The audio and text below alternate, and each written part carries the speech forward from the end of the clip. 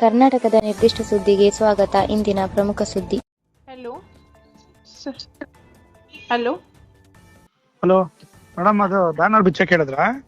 ಇಲ್ಲ ಸರ್, ಅದು ಒಂದು ಬ್ಯಾನರು ಆ ರೋಡ್ ಕೋಟೆದಲ್ಲಿ ಮಧ್ಯದಲ್ಲಿ ಹಾಕ್ಬಿಟ್ಟಿದ್ರಂತೆ.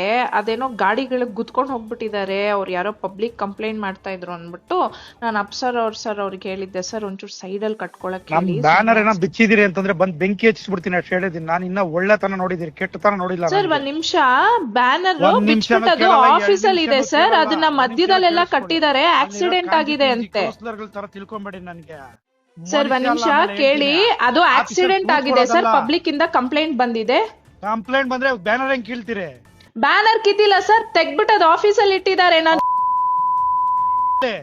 ಯಾವನ್ ಬಿಚ್ಚಿದ ಸರಿ ಅಂದ್ರೆ ನೋಡ್ತೀನಿ ನಾನು ಏನು ಅಂತ. ಆಮೇಲೆ ತಂದೀಗ ನಮ್ಮ ಎಂಪ್ಲಾಯೀಸ್ ಗಳು ಬಿಚ್ಚಿರೋದು ಅಲ್ಲಿ ಆಕ್ಸಿಡೆಂಟ್ ಆಗಿದೆ, ಅದಕ್ಕೆ ತೆಗ್ದಿಟ್ಟಿದ್ದಾರೆ ಸರ್.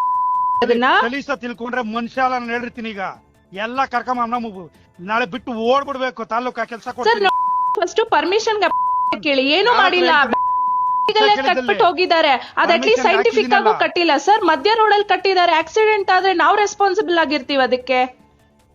ಲಾಸ್ಟ್ ಟೈಮ್ ಹಂಗೆ ಅಲ್ಲಿ ಕಟ್ಟಿದ್ MLA ಬ್ಯಾನರ್ ಕಟ್ಸಿದೀನಿ ನೀನು.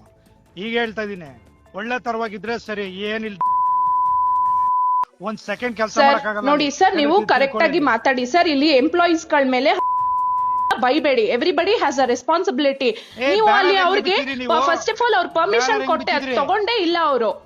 ಕಟ್ಟಿದಾರಲ್ಲ, ಪರ್ಮಿಷನ್ ಕೊಟ್ಟಿದಾರಲ್ಲ. ಯಾರು ಕೊಟ್ಟಿದ್ದಾರೆ ಸರ್? ಅಪ್ಲಿಕೇಶನ್ ಲೆಟರ್ ಕೊಟ್ಟಿಲ್ಲ, ಮಧ್ಯದಲ್ಲಿ ಕಟ್ಟಿದ್ದಾರೆ. ಆಕ್ಸಿಡೆಂಟ್ ಆಗಿದೆ, ವಿ ಆರ್ ರೆಸ್ಪಾನ್ಸಿಬಲ್. ಏನಾದ್ರು ಆಯ್ತು ಅಂದ್ರೆ ನಮ್ಮವ್ರು ಜೈಲ್ಗೆ ಹೋಗ್ತಾರೆ, ಸ್ಟಾಫ್ಸ್ ಗಳು. ಸುದ್ದಿ ಪ್ರಸಾರ ಹಾಗೂ ಜಾಹೀರಾತಿಗಾಗಿ ಸಂಪರ್ಕಿಸಿ. ನಿಮ್ಮ ಬೆಂಬಲ ನಮಗೆ ಪ್ರೋತ್ಸಾಹಧನ.